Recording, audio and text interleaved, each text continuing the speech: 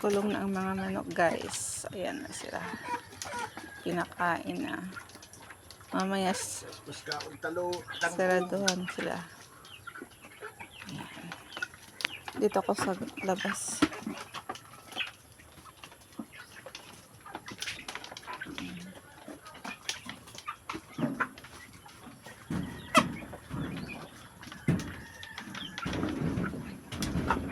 Yan, nakasarado na.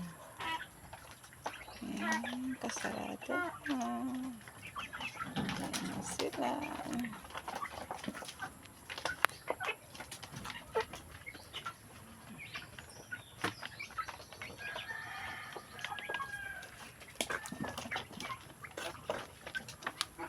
Tapos ito yung isang kulungan. Malapit na matapos. Ito na lang.